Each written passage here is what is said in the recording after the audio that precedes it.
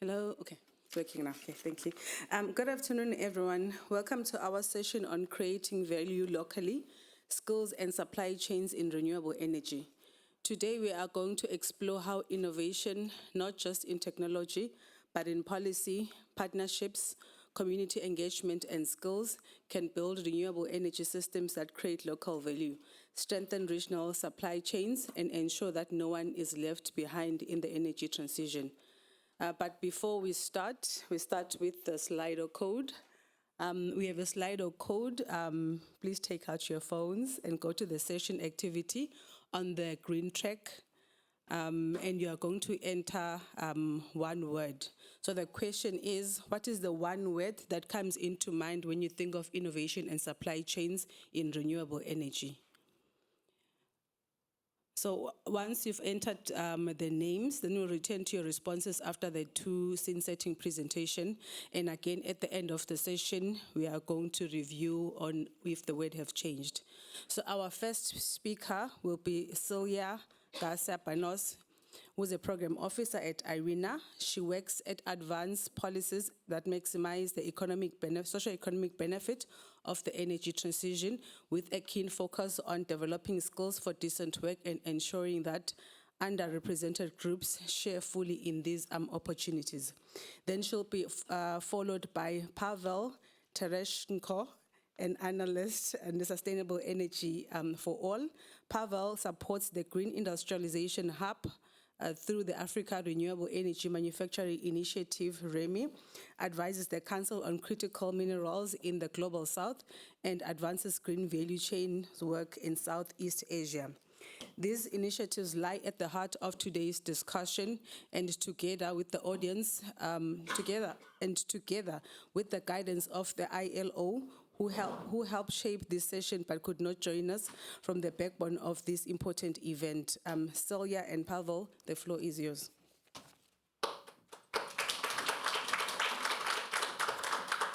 Thank you very much for attending today, even when the break was a little bit short. As our MC has mentioned, I have been working at IRENA, and we have been for more than 10 years putting people and the planet at the center of the energy transition. We don't think that the energy transition has to be just about gigawatts. We think that everybody can benefit from all. And in that regard, we have been doing for over a decade an assessment of the jobs that are being created in the sector, not only by technology, but also how is this distribution across the world. And we can see that it's unfortunate, but currently these jobs are being mostly concentrated in a handful of countries. But based on our projections in a pathway towards the 1.5 degrees scenarios, we know that there's a possibility to not only double this number of jobs, but to create a proper distribution, provided that the appropriate policies are in place. In that sense, and to maximize the benefits for all the countries, we have also done a series of assessments that tries to assess the capacities required across the value chain, from project planning to the commission of projects.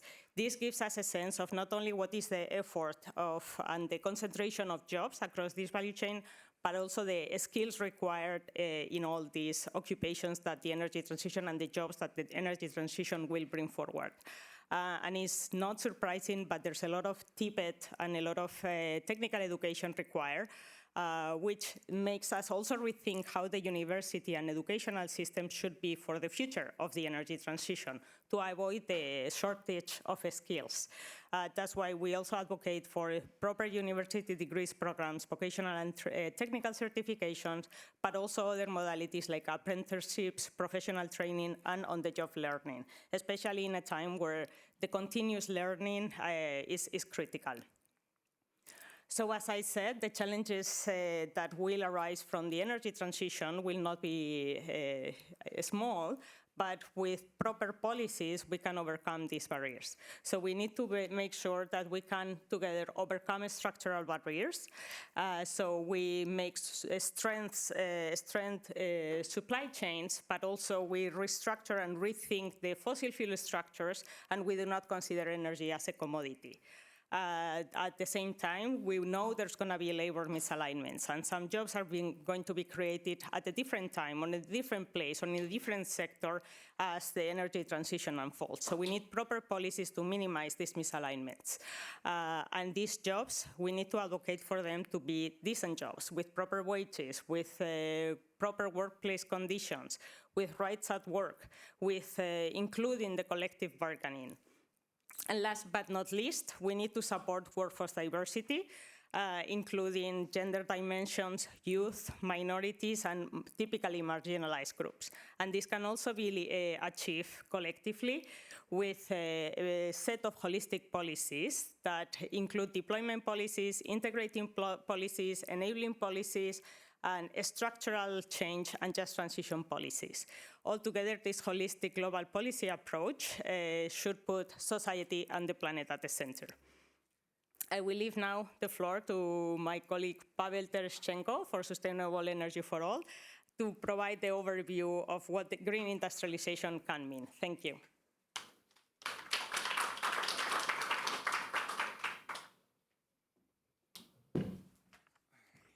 All right.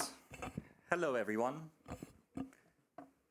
I know that, well, actually, we're deep into the second day of what's been an incredible event that IRENA has put together. So I hope that you've all powered up on snacks and coffee because we'll need a lot of energy, not in this room, but also globally. So let's actually talk about manufacturing this energy and the sources of this energy. And more importantly, how can we ensure that what's manufactured, these are the local stakeholders who benefit from this. So today I want to speak about the challenges, the opportunities, and the responses when it comes to building local value chains in renewable energy manufacturing and critical minerals. So let's actually start with three key figures in mind.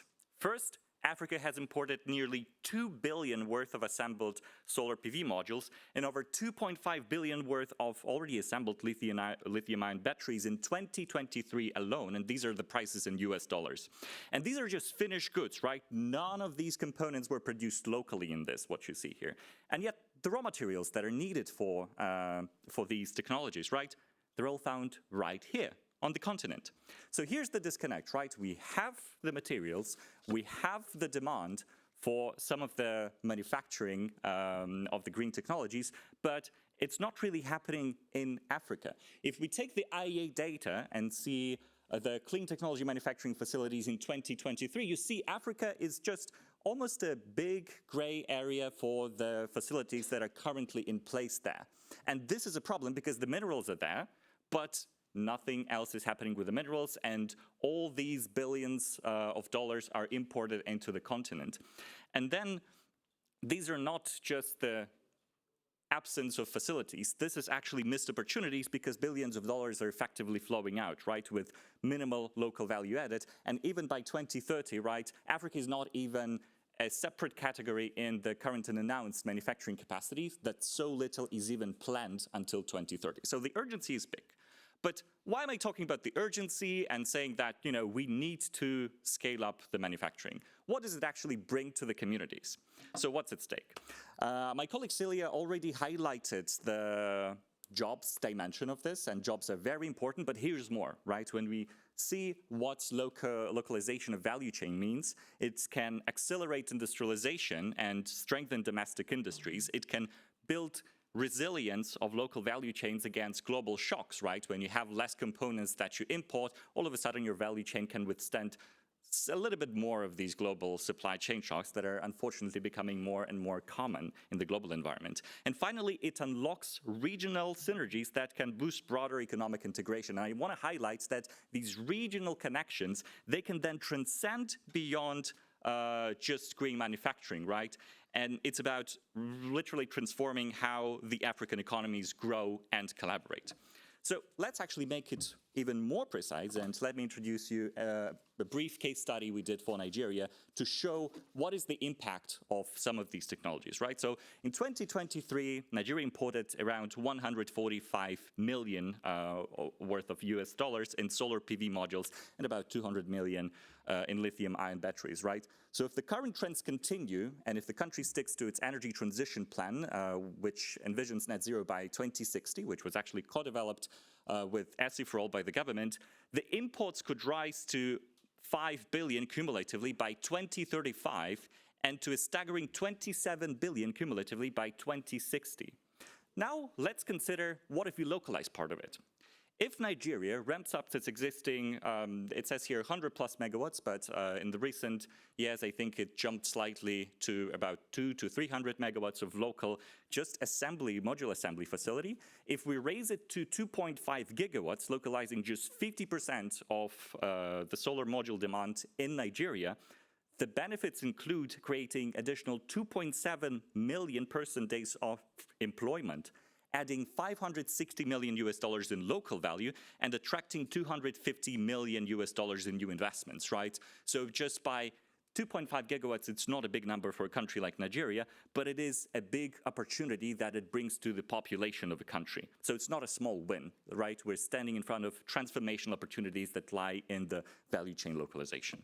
So how is SEforALL working all of that? So through our Green Industrialization Hub, we're having several programs that run in the sectors, right?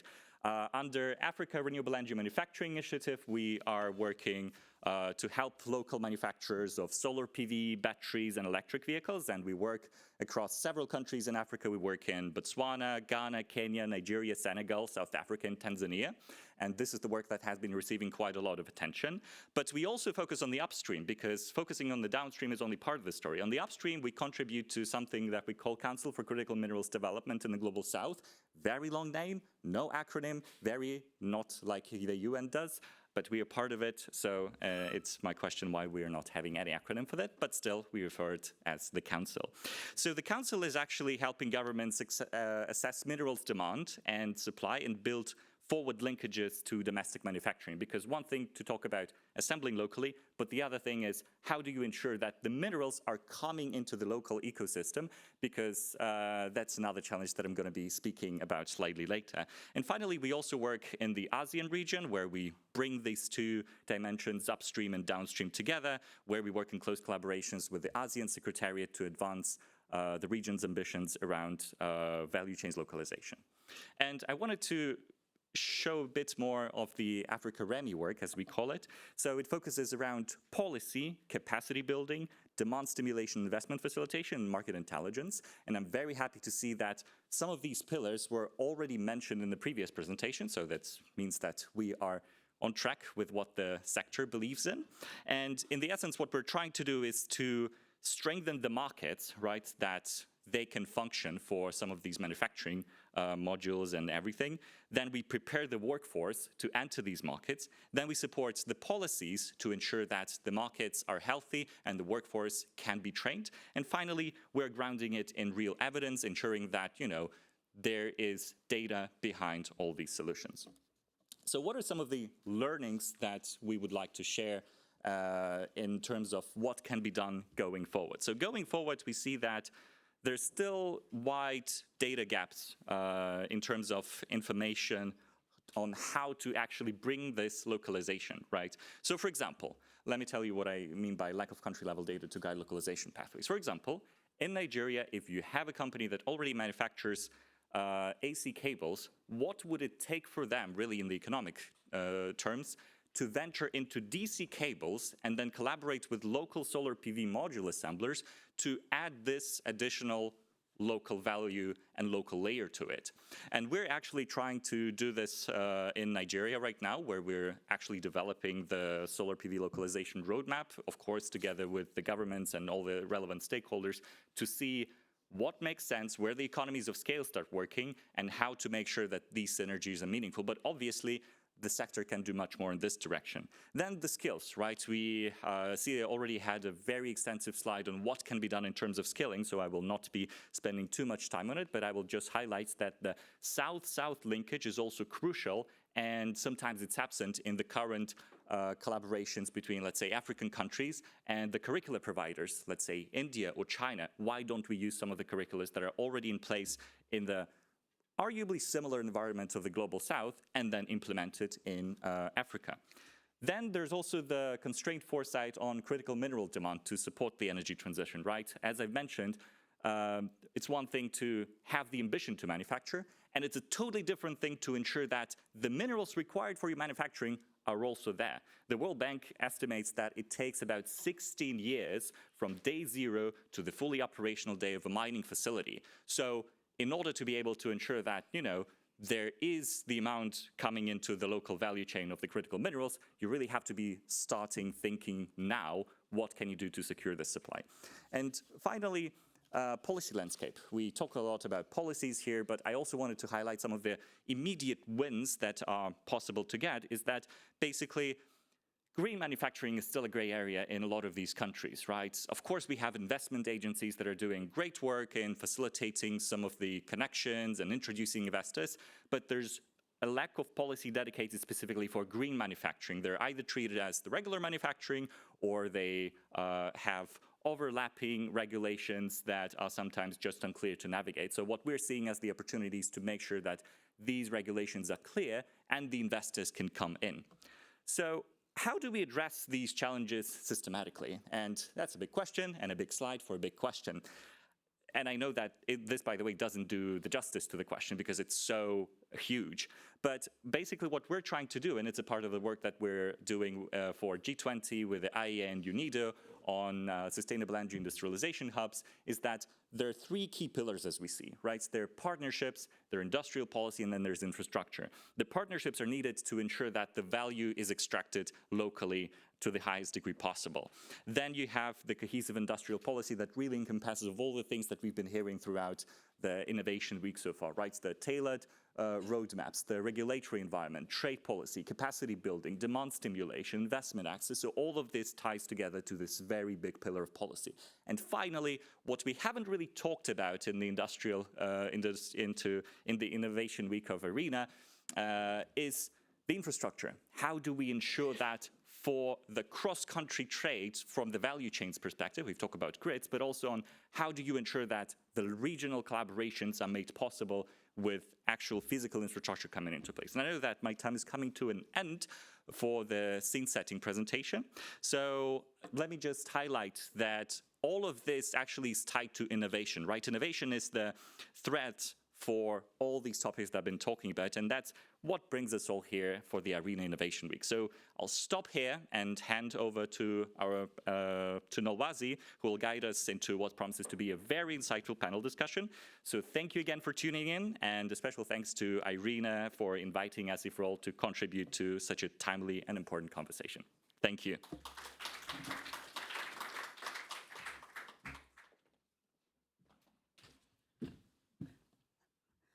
Thank you, Celia and Pavel.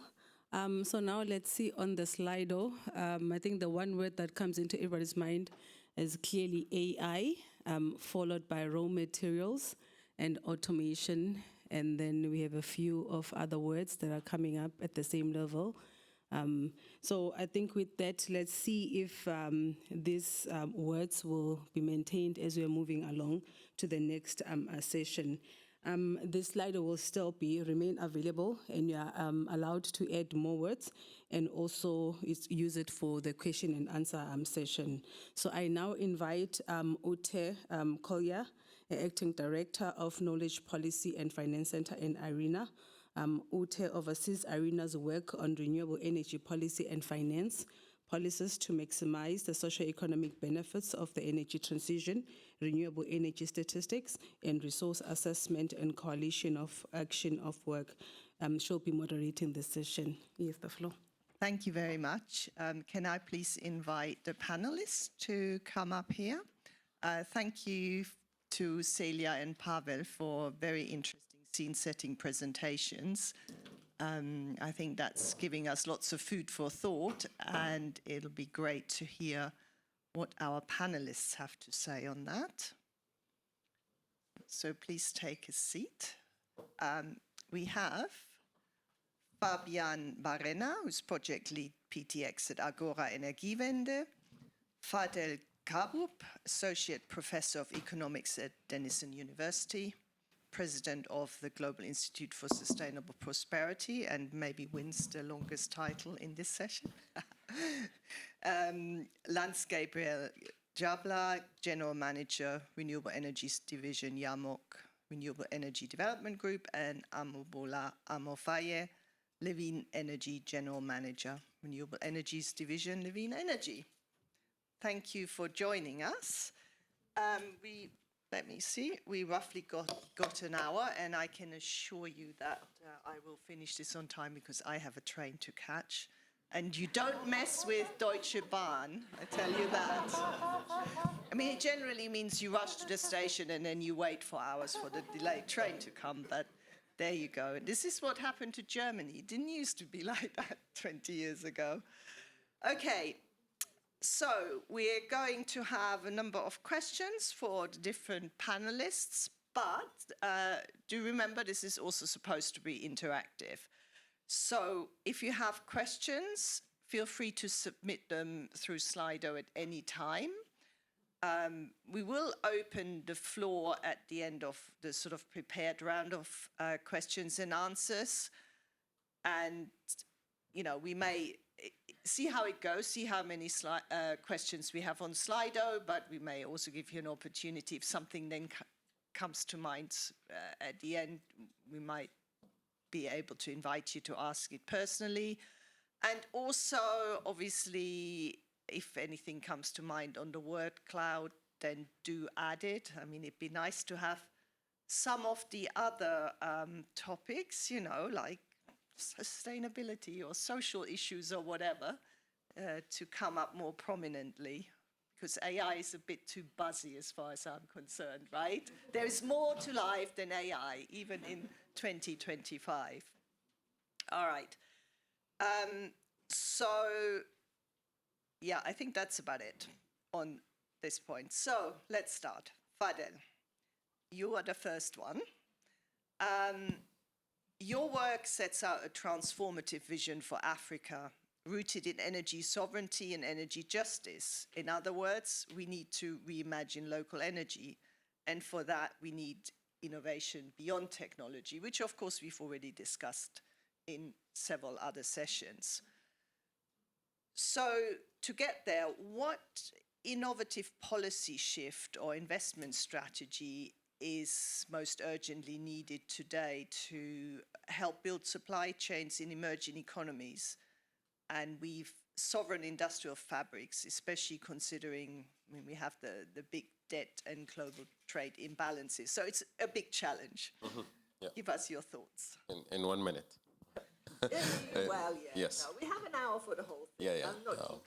Well, thank you for the question and really for the scene-setting presentations, because they really set the context, especially for the African continent.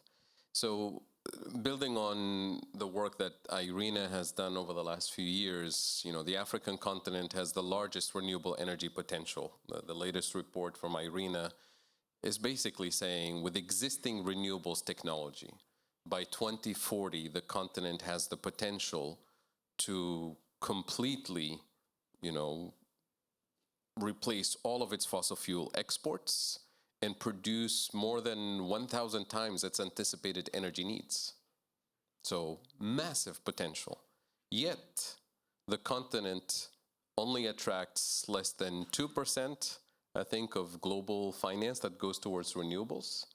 And the continent that has all the critical minerals to manufacture and deploy its own infrastructure is systematically denied the capacity to actually manufacture and deploy that technology at scale for a number of reasons, which we can talk about. But the challenge when you talk about the national level policy for acquiring or achieving a higher degree of energy sovereignty, especially renewable energy sovereignty, is that most countries, when they think of national industrial policies, if you think at the national level, you don't actually have the economies of scale necessary for real industrialization to capture and replicate an entire value chain at scale, right? So what you end up doing is manufacturing a small component of an entire value chain. Some of it may enter into your local manufacturing, but really you're manufacturing at scale maybe for somebody else's industrial policy. The other challenge is, which means if we're going to do real industrial policy, the advantage that the African continent has is that as a continent, we're the size of China, we're the size of India, except potentially richer in potential and resources, which means as a continental bloc, we do have the economies of scale with joint industrial policies, at least at the regional level. So that's the kind of thinking that we're trying to nudge, right? Governments to think regional joint industrial policies, replicating an entire value chain to really kickstart the economies of scale. Because the advantage you have is you have the youngest labor force on the planet. You have the complementarity of resources and capabilities. But this is also where the responsibility of the global north, the industrialized world, comes in, which is the manufacturing technology that is actually available in the global north, in China and Japan and other places. This is where real partnership for scaling up manufacturing comes in. So that's part of the possibility. The challenge in terms of the financing model that is often put on the table when we think about manufacturing renewables or anything else is that, yes, you have the labor, yes, you have the raw materials, you may have some economies of scale up to a certain point, but the manufacturing technology, you have to import it.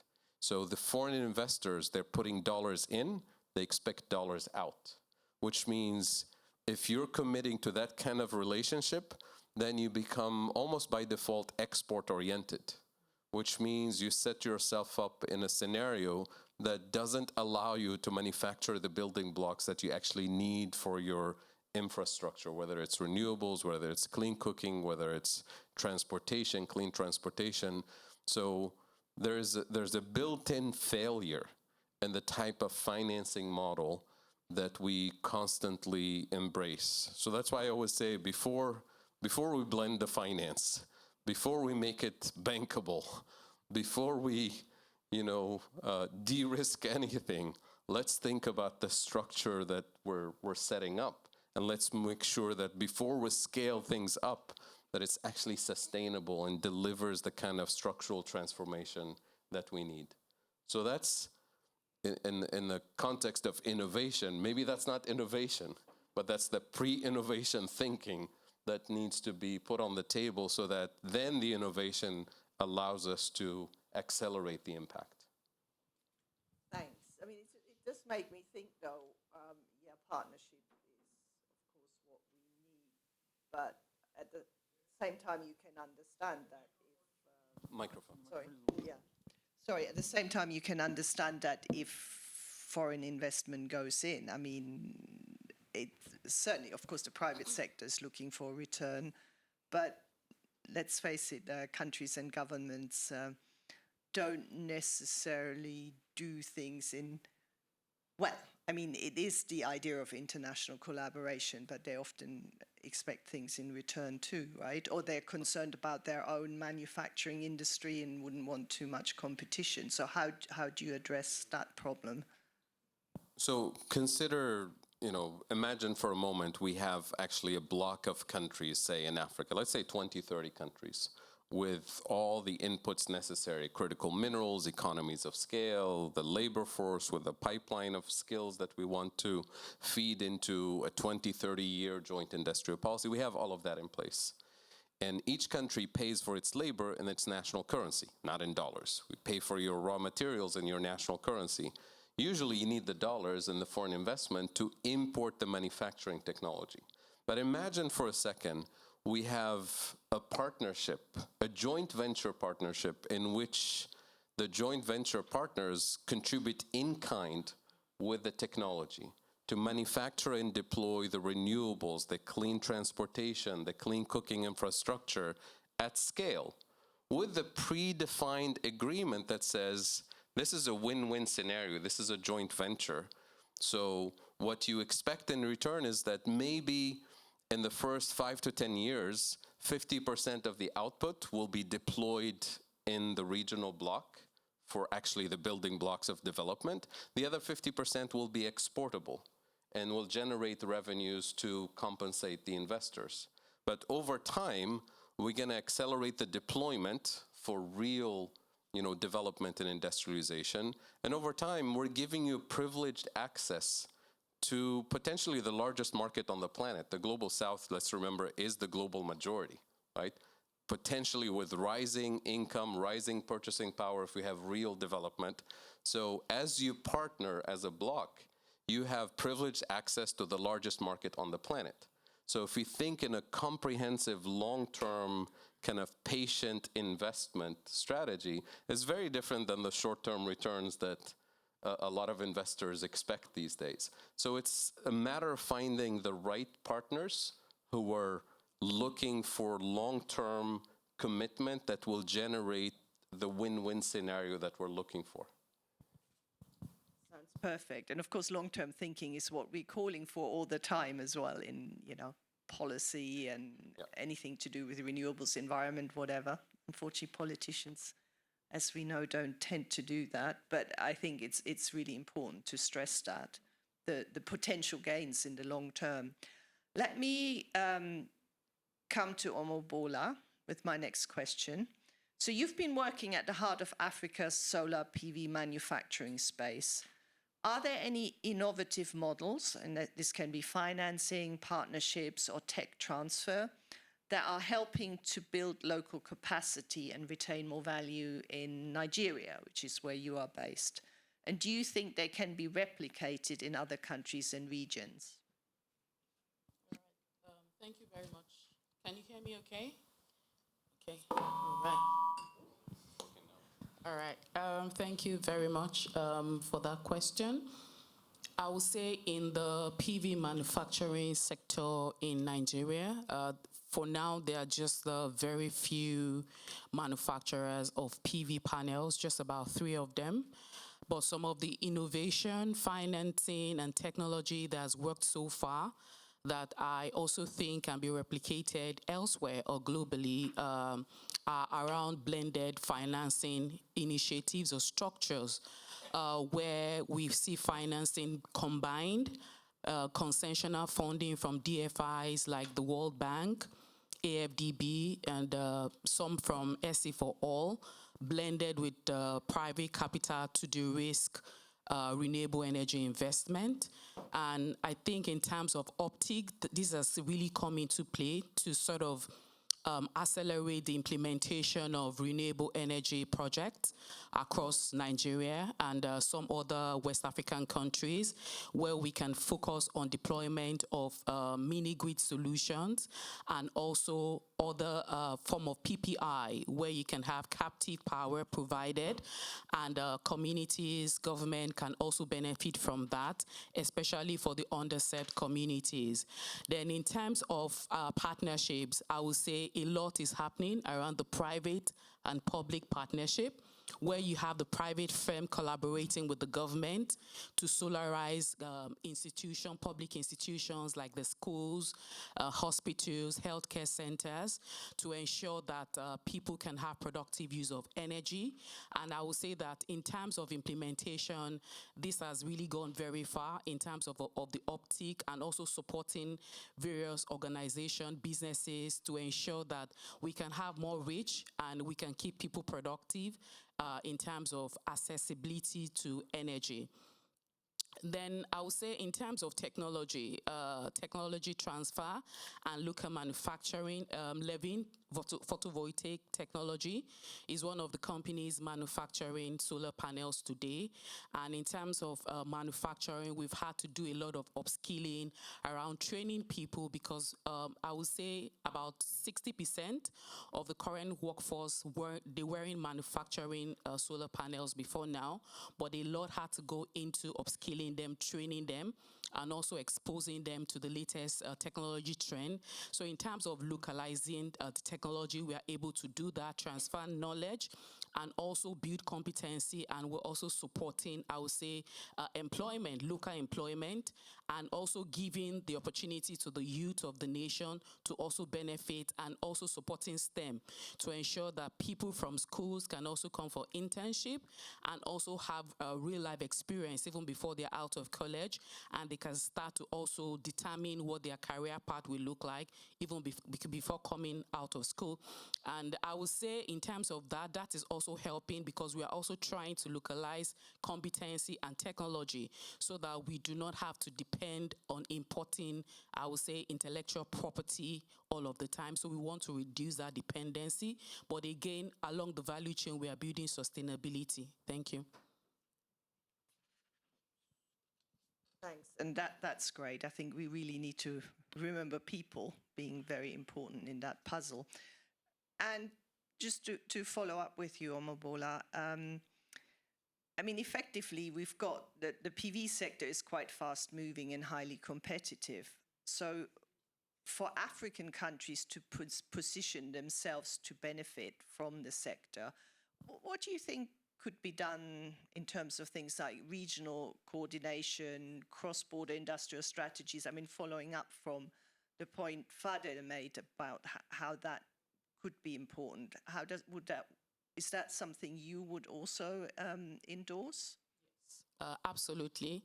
I think there's a lot that can be done around harnessing the potential regionally. You know, for example, there are some parts of Africa where you have lithium, and there's some parts of Africa where you have other mineral resources that can be leveraged for manufacturing.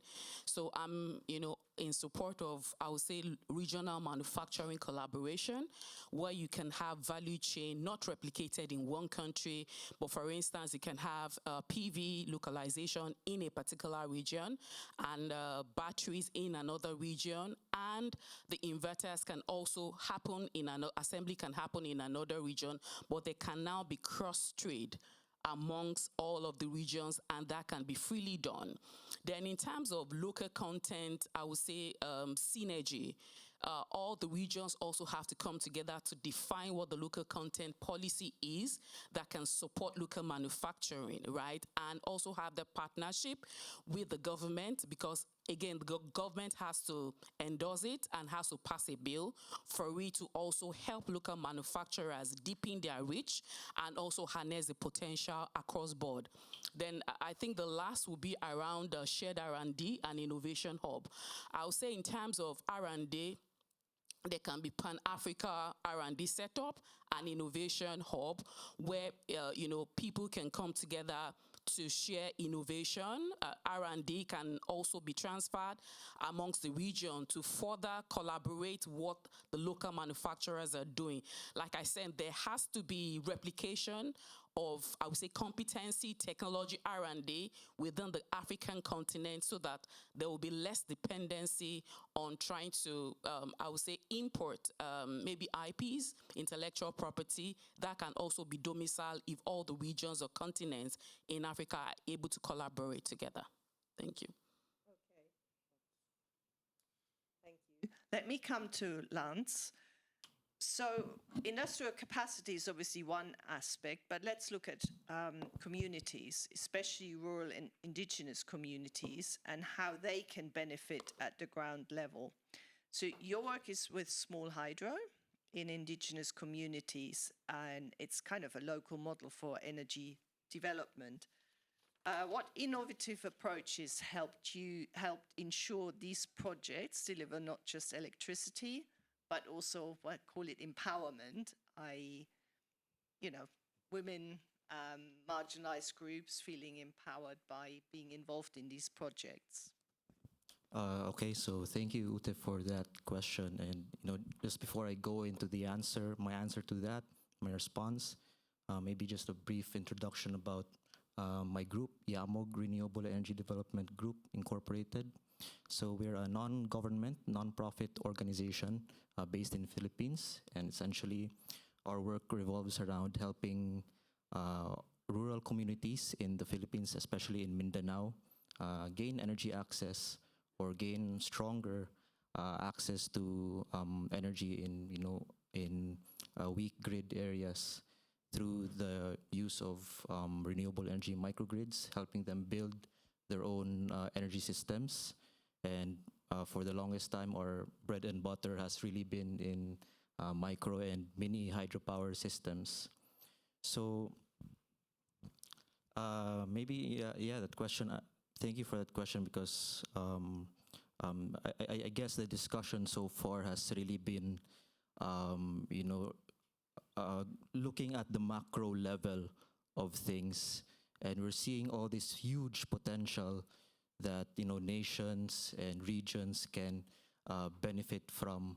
And I think from my experience, I think what I can share is how we can translate those movements into tangible or concrete benefits to actual communities, especially marginalized communities, like for example in the Philippines. So let me just share a story, about how Yamog was actually founded, the motivations for how Yamog was founded.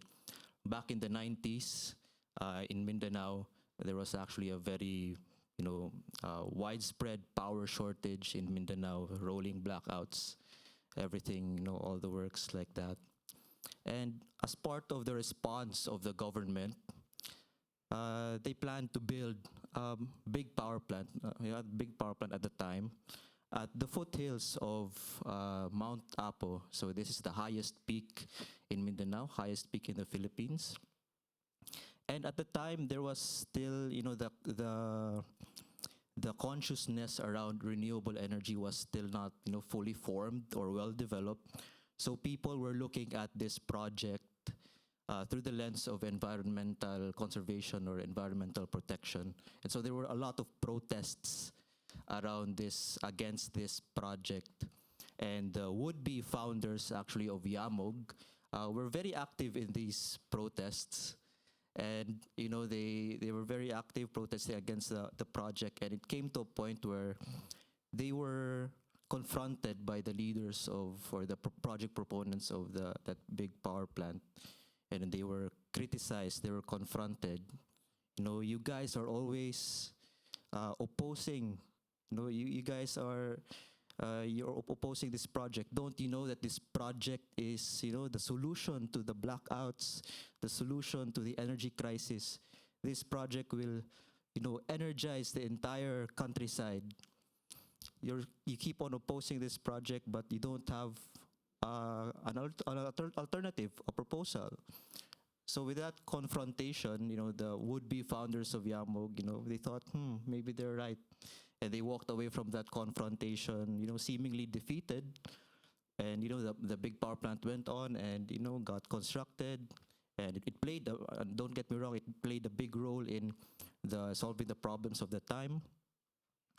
But fast forward 20 years, around 2015, I was already in Yamog at that time.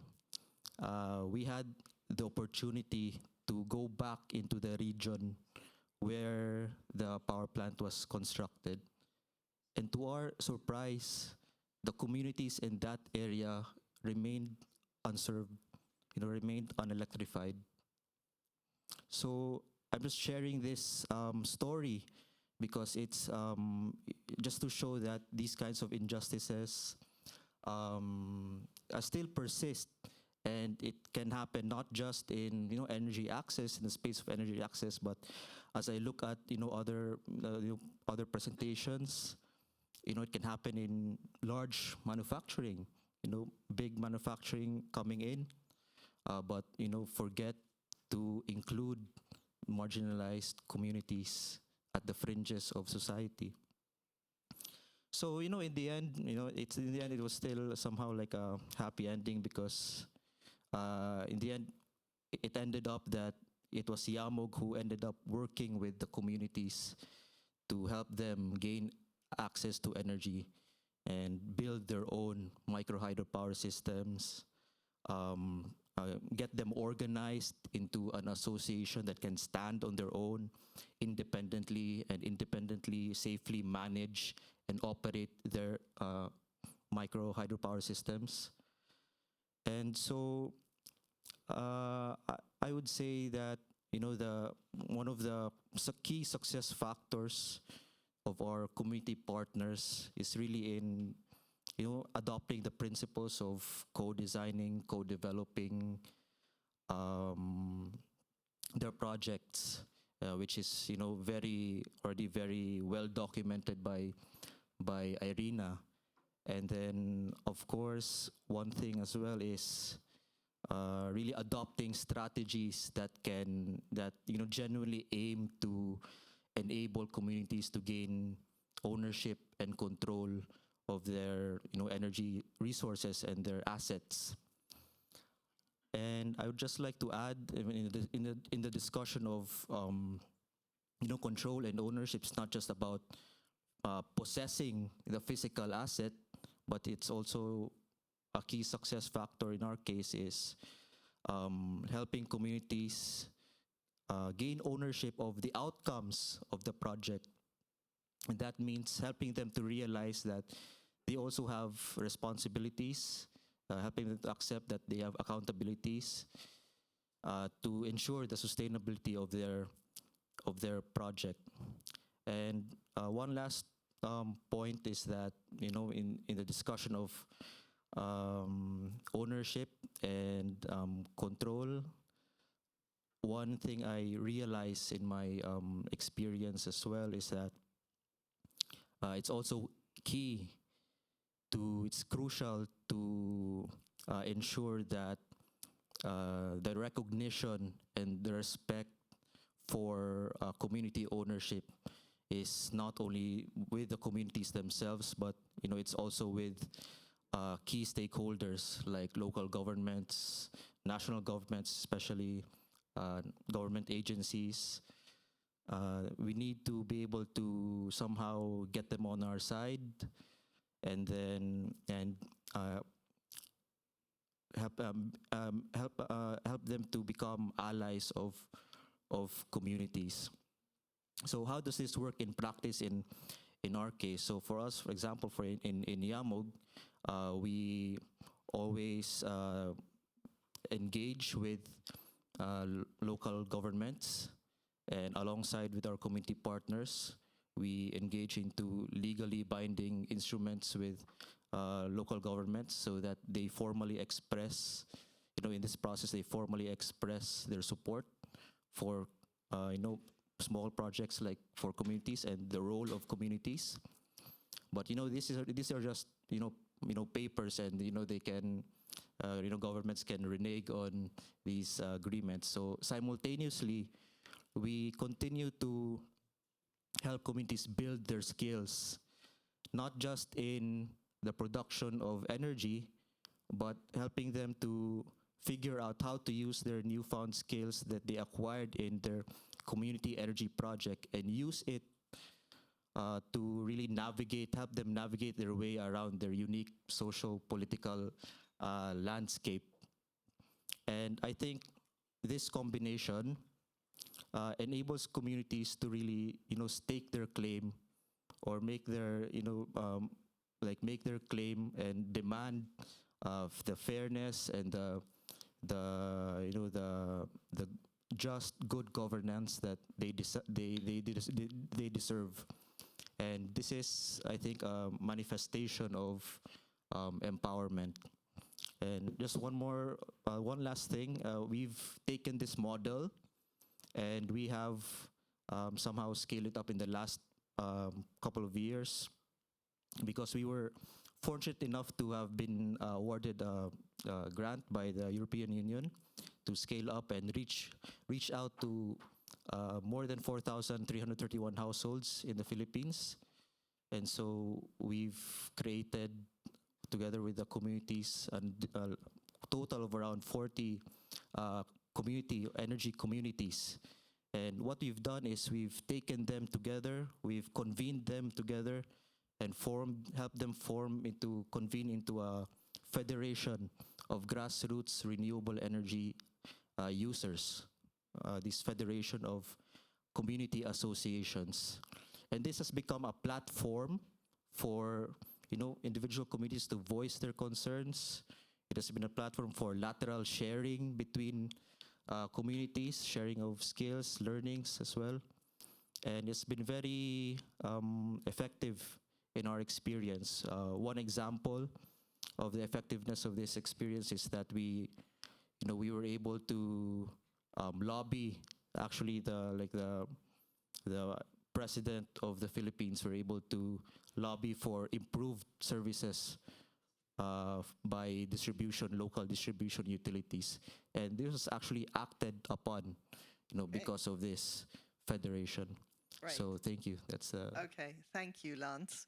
And in fact, I mean, when you were talking about the origins of Yamog, that just took me back to going to Kariba Dam, maybe, I don't know, 15, almost 20 years ago. And it was the same story there. This very large dam serving Zambia, Zimbabwe, and yet there were all the local communities without energy access. Maybe it's changed now, but it's so frustrating seeing all these electricity lines, but yeah. Okay, let's move to a slightly different area of innovation and the potential to rewire global value chains. Fabian, you work on green hydrogen, and I mean, it's been attracting major global interest for a few years. Of course, at IRENA, we've done quite a lot of work on it. But how do you think innovation can help countries in the global south to avoid, once more being relegated to the role of just exporter of green hydrogen, and instead allow them to embed themselves in the industrial and technological value chain around green hydrogen? Yeah, thank you. Good afternoon. We have seen a lot the trend in global south countries in the last 15, 20 years, how they are losing industrial complexity, and they are focusing much more on the exporting or trade of raw materials. Despite this, the industrial sector is very relevant for economic and social development in those other countries. So we have seen, for example, the case of Brazil, who has gone through the same experience, and still the industrial sector inputs around 20% of the GDP, creates around 20% of the jobs in the country. So we at Agora have been seeing how industrial sector can be a driver for economic and social development for global south countries, and we also find the importance of moving away from fossil fuels to have a low carbon development of the industrial sector in the countries. And that's why we see how many of the countries that have a lot of natural resources, but also energy or renewable resources, have the potential to attract these energy intensive value chain segments of the value chain for different products. And we are more like focusing on how it can be creating local industry, how can we have maybe more local benefits, also economic growth, and can also accelerate also the carbonization of the global industrial sector. So we are looking for more beyond hydrogen and looking at intermediate green products that has more added value. And one example that we are looking very closely is the steel sector. So a country like Brazil, going back to the Brazilian example, is one of the largest exporters of iron ore, which is the raw material for the steel production.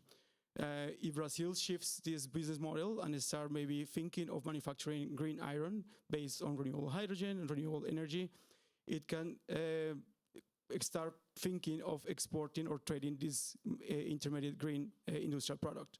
And it can have a very important impact in the country. For example, if Brazil satisfy the global demand of green iron, 5% of the global demand of green iron by 2050, it can signify for the country the creation of around 41,000 green jobs, and also triple the revenues of the current business model that they have of exporting the raw material. We also see that this can have another benefit for our importing countries, and it's something that you were asking at the beginning for the partnerships, why this can be attractive for our global north countries, for example.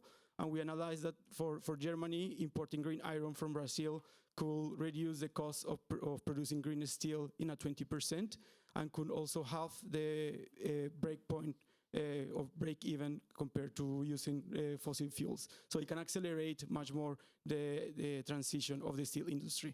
And of course, we have an important component that I haven't mentioned yet, and is the climate benefit of it, because we're going to accelerate the reduction of the mitigation of using fossil fuels in the steel sector. We're going to mitigate emissions, and we're going to create also local value change in global south countries. So that's how we are analyzing and seeing in Agora in different sectors for the industry.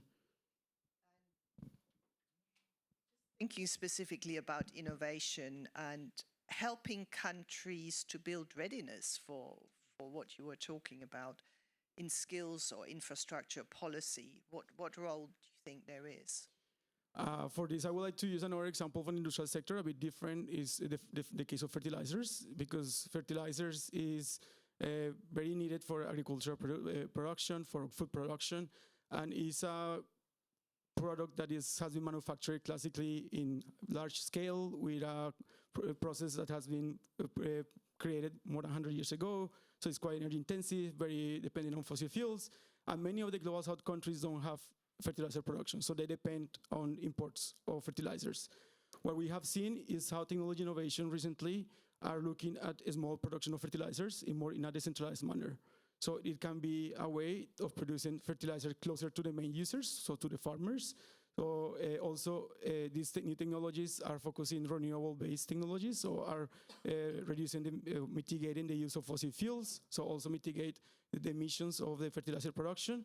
And it can also create a more resilient supply of fertilizers in many countries. This starts also as an innovative business model, because start with startups that are now, for example, creating pilot projects in US, but also we have seen those in East Africa, in Kenya. We have pilot projects of decentralized production of fertilizers. And we are assessing also what are the impacts of this, not only the benefits of it, of creating a resilient supply of fertilizers for local communities, but also what are the implications of this that they need in case of capacity building, of skills, what are the risks also for these local communities of having this kind of a small scale production of fertilizers close to them. So it's something that we are analyzing right now and expect to have a report in summer, but it's also a way of showing how technology innovation can be like a driver for looking at new development of business models, disrupting the classical global industrial supply chains for different products. Thank you, Fabian. All right, so this was our first round of questions and answers. So before we move on to the questions from the audience, we're asking you to enter another word for the Slido cloud. What's the first word that comes to mind after listening to this discussion?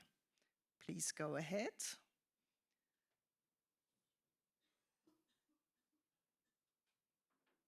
And for the panel, what would you not add? Let's start with Lanz. Would you add another word to that? Or which word would you want to pick? I'm not seeing my word. But I would say it's integrated. Okay. Because, well, of course, first of all, we have to integrate innovation into these supply chains, but when we do the innovation as well, we have to integrate so many aspects, so many facets of things, and we have to look at the entire innovation in supply chains in a holistic manner. So I would say integrated. Omobola? I think I see my word there, sustainability. Okay, because on the manufacturing side and across the value chain of the renewable energy, it's very important that sustainability is built into the entire value chain. For instance, for manufacturing, you need your raw materials to be able to manufacture. So on the back of that, you need to be sure that you're building supply chain resilience, so you don't have disruption across the value chain. So I would say sustainability is very important. Thank you. Thanks. Fadhel? I'm assuming I can follow your pattern, so give a keyword and then explain, because otherwise it won't. Go ahead. So the word is decolonize, because you can't decarbonize a system that hasn't been structurally and economically decolonized yet. Meaning that there are persistent economic structures that were created during colonial times that are actual barriers for the structural decarbonization that we need. And it can be explained in three basic roles that were imposed on the African continent in particular, and I think we've all discussed them in a way. One is we're supposed to be the place for cheap raw materials for the industrialized world. We still play that role to this day. That has to change. Two, we're supposed to be the consumers of industrial output and technologies from the industrialized world. We still play that role to this day. That has to change. And three, we're supposed to be the place where obsolete technologies, assembly line manufacturing that is no longer needed in the industrialized world is outsourced to us under the label of development and cooperation, but it locks you at the bottom of the hierarchy, at the bottom of the value chain. We still play that role to this day. So changing these colonial roles is the prerequisite for real energy sovereignty, unleashing the industrial potential that we've been talking about, unleashing the win-win scenario that we've been talking about in terms of at scale producing renewable energy, both for the South and the North. So that's my keyword. That one resonated, obviously. Fabian. Yeah, I mean, a lot of pressure after that answer. But I will focus more on green industrialization. We see the need for global South countries for economic and social development, more than the urgency for mitigating climate change, because at the end of the day, our countries were not the main cause of what is going through now. So I think green industrialization should be a very important driver for social and economic development in global South countries, and also the base for the industrial policy in these countries. And in that way, it can open many opportunities for these countries to start evaluating or like exploring new ways of local manufacturing. All right, thanks. All right, let's pick a few of the questions we had from the audience. Can we have that back on the screen, please? There was yep. Okay. Quite like to take that one, a challenge. It's about Africa, but actually I think we can do that more broadly about, countries, say regionally, Philippines and other Asian countries. So the question is, how can we overcome the competition amongst African countries, or say Asian, due to historical or political rivalries that hinders complementary industrialization? So all these things we were discussing, we need and could have real benefits, be it sort of innovation hubs or what have you. Who wants to take that one first? I can see Fadhel or Omobola, do you want to maybe start with that one? All right. I would say in terms of collaboration and de-emphasizing political rivalry that are sort of hinder complementary industrialization, I would say for me, it's long overdue and there has to be a shift towards collaboration. Amongst, this time around, I will talk about the African continent, right? Because each and every African country, they have their, I would say, unique potential, and they also have unique mineral resources in each of the countries that we can leverage.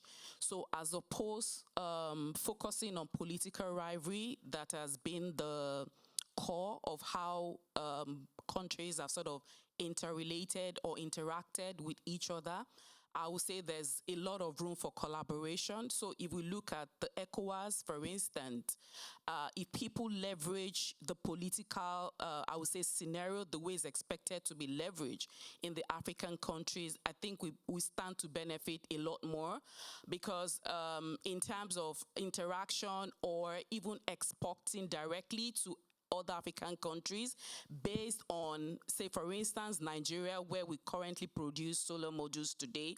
There are other African countries, neighboring African countries, that do not even have such material for their own solar solution. So as opposed collaborating from Africa, we've had scenarios where a lot of these other African countries will rather go to Asia or Europe to buy or import their solar panels. And if you look at it in terms of impact, in terms of cost, is a lot huge, right? But again, because of the proximity that exists already in the African continent, I believe pretty much that this can be leveraged and we can sort of do business and in a way that collaboratively all of the countries stand to gain, and we can generate more value for each of the countries, as opposed divesting all the opportunities that we have. We need to synergize and bring them back home for collaboration and overall sustainability of the African continent. Thank you. Yeah. If I can add like a practical example that I found to be effective in communicating with senior officials in Africa and the rest of the global south, which is actually using an example from Europe. When Boeing used to dominate the industry, before Airbus was created, there was no way for Airbus to be created by Germany alone or France alone. They're just too small. They don't have the scale to compete with Boeing. If the attempt was by France to create Airbus alone, France today would be producing small parts for Boeing, right? So Airbus was created as a joint venture, joint industrial policy, pan-European industrial policy because of the complementarity of resources and capabilities, because of the economies of scale, because the long-term political commitment to this vision. Presidents come and go, prime ministers come and go, but there's a commitment to Airbus, right?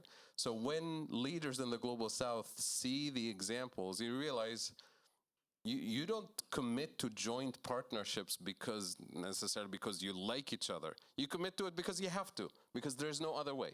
Otherwise, you're not going to industrialize. You'll be locked at the bottom of the value chain like the rest of your neighbors. And that's when light bulbs start to pop up and you realize that these silly little conflicts and competitions are actually silly in the bigger scheme of things. Yeah, I like that example. Of course, you know, not all of European collaboration is as successful, I suppose, and even in Europe we still squabble between countries, but it can work. Lanz, do you want to add anything from an Asian perspective? So we've actually, there's also an opportunity to, I think, approach this from a more local, way. We have an example with our interactions with our neighbors in Indonesia, Malaysia, and in ASEAN, other ASEAN countries, where we actually had a long-term partnership with local manufacturers in Indonesia to help us develop the capacity to manufacture micro mini hydro turbines. So this really started out it was a very a multi-year process. So we started out importing their products, but as we kept building, developing projects, they also transferred the technology to us to us in the Philippines. And so now we're proud to say that we've built the capacity to manufacture small micro mini hydro turbines in the Philippines because of this long-term partnership and a commitment from our Indonesian neighbors, and with some help as well from our Malaysian friends. So this is an endeavor, this is a venture or an initiative purely at the local level without any, government support from the Philippines or from on their side as well, and which is why it took us so long to make this happen. But that's also one way to see it, one way to approach this more integrated integration of regions, like for example in ASEAN. Thank you. Okay, let's take a totally different question. Here is one.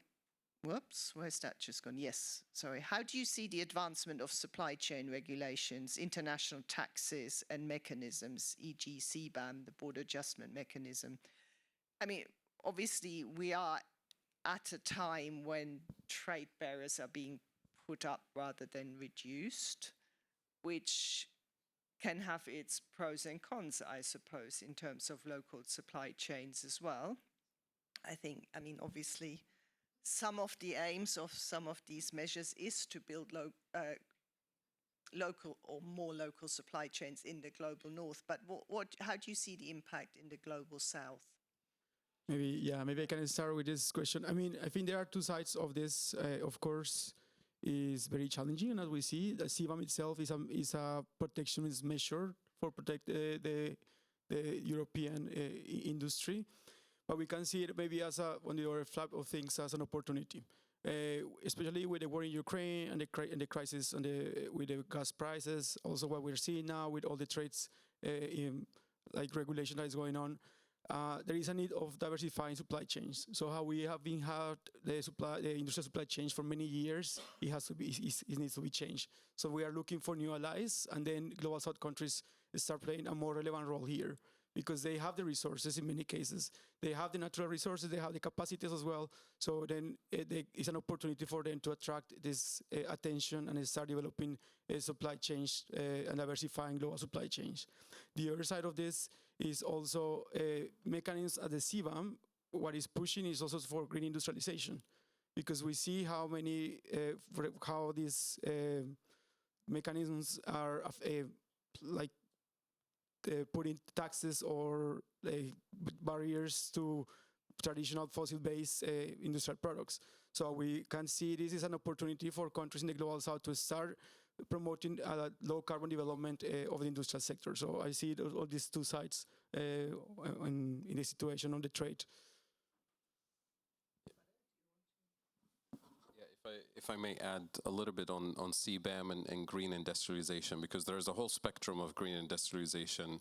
There's the green industrialization that's like the bottom of the value chain, and there's the real green industrialization that we aspire to achieve.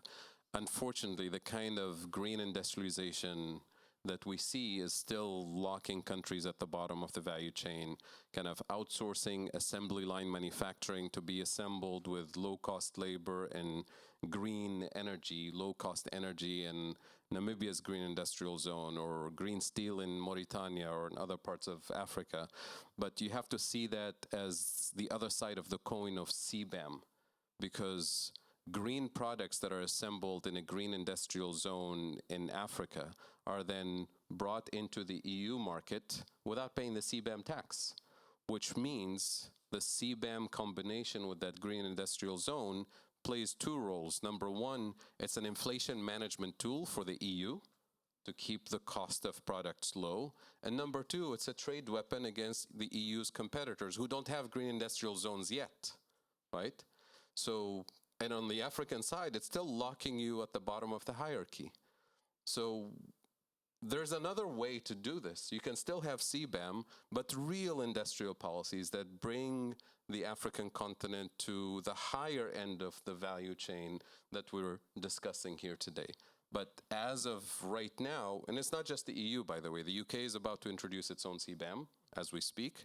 The US, Canada, Japan, Australia are kind of thinking of CBAM-like regulations, and very soon you'll see a whole flood of green industrial zones in the south to be the flip side of their CBAM, to reproduce the exact same hierarchy we described earlier.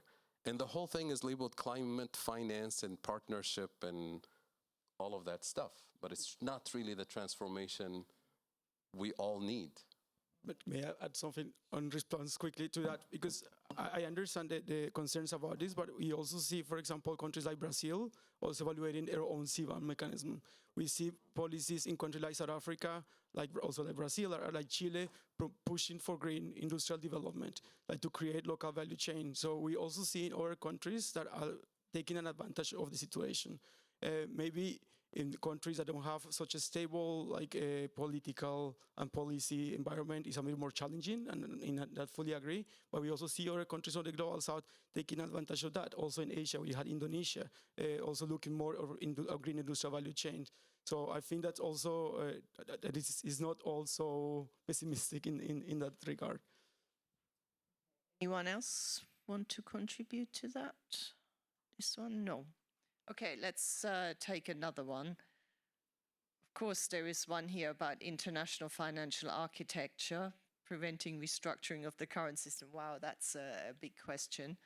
But this whole issue of decolonization, you were mentioning, Fadhel, where do you see the international financial infrastructure architecture coming into that?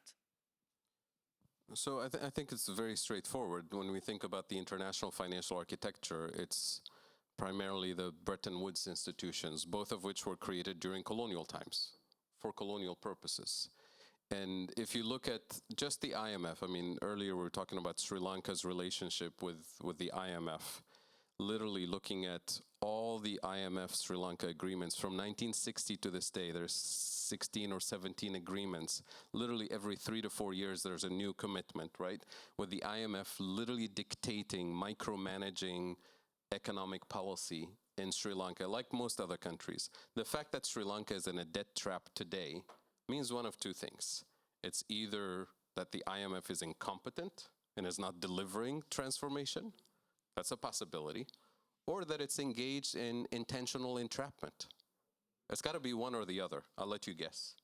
So that's true. At the global level, if you divide the world into global north and global south and look at the entire architecture and you net out all global financial transactions, the last data point we have from 2012, and we're working on updating the data now, netting out all exports, imports, FDI, remittances, even illicit financial flows, everything. The net amount is $2 trillion moving from the global south to the global north. Money moving in the wrong direction. And that's by design, because that number has been accelerating over the last 30 years. And it will continue to accelerate. Right? Put that number side by side with all the climate finance numbers we've seen from COP, from the Green Climate Fund, from the Loss and Damage Fund. Nothing comes close to the extraction of the financial architecture that is designed to do this. So unless we transform, not reform, transform this architecture, we're not going to really put a dent in these crises that we're dealing with. Are you optimistic, though? No. No. But following up on optimism, let's just do one quick answer from each of you in terms of where do you, just looking ahead in the next 5 years, are you optimistic that you will see more local value chains and, more community involvement, etc., linked to renewables where you're working? So, Lanz. Well, I think hope springs eternal. We have no choice but to go forward. And yeah, I relate so much to what Fadhel has said, and yeah, I've seen how those structures at the top have really translated down into extracting from local communities, from where in my experience, just not gonna discuss it here because it's very, sensitive stuff. Okay. But yeah, I'm hopeful that we can, at least where I work, at our local level, it gives me hope that we have the Federation of Grassroots Renewable Energy Users Associations in Mindanao, and we will continue to strengthen that collective of grassroots initiatives so that we can continue to push for more just, fair policies for our brothers and sisters in Mindanao, in the Philippines. Okay. And so I guess that'll be my contribution, our contribution towards fixing this system. Omobola, thinking about Nigeria. All right, thank you very much. So I can say confidently that a lot more African countries are embracing the energy transition, and a lot more are also collaborating to ensure that we don't have global disruption around supply chain. So there's a lot of focus on localizing supply chain and also having homegrown solutions that can support the sustainability of the renewable energy sector generally across Africa. Thank you. Thank you. Fadhel? I'm actually optimistic because I agree with you. We can't, otherwise we'll just give up.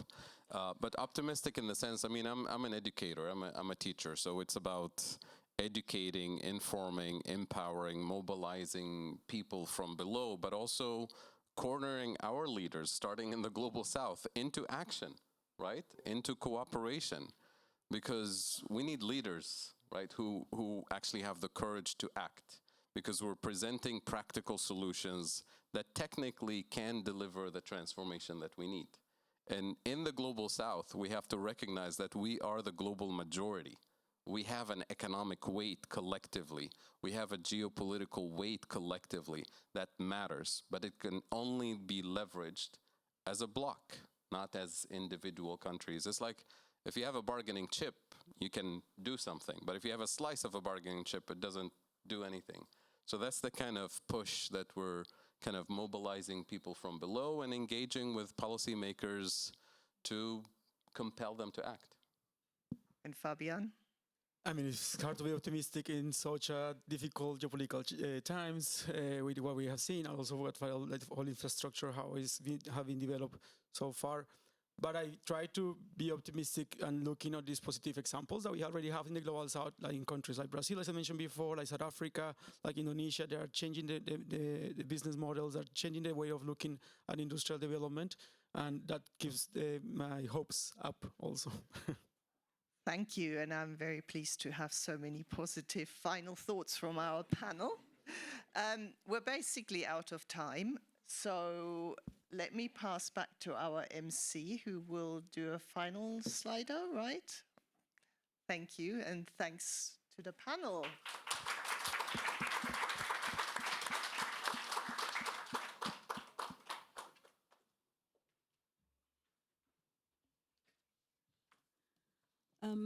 Thank you to Ute and our panelists. I think that was a very interesting panel discussion. I think we can take us back to Slido, even though I think the key word was more obvious. It was decolonize, so, but just to check on the Slido. Not AI. Not AI, yes.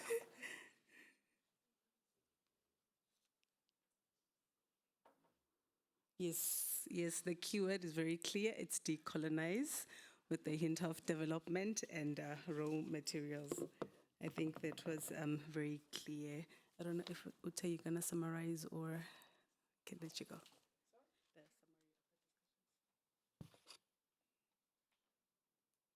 Right, I wasn't actually going to summarize because I think we had such a rich discussion, and okay, yes, of course, I can pick out 1, 2, 3 things, but I mean, to me, yes, the decolonize will stick in my head, definitely.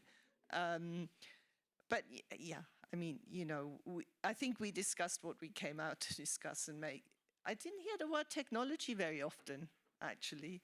And I think that for us is important. It is about thinking about, you know, how can we make sure this is part of a just inclusive energy transition, that people are involved, and that we get everyone on board. And getting everyone on board is anything from the local communities to actually getting the politicians to act.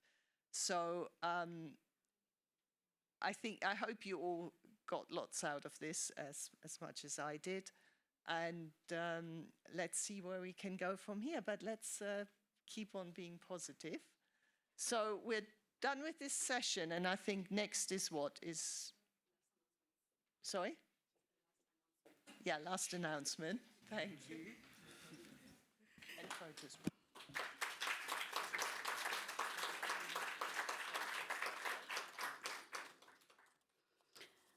Thank you very much. I think just quickly before I let you go, there are a few announcements.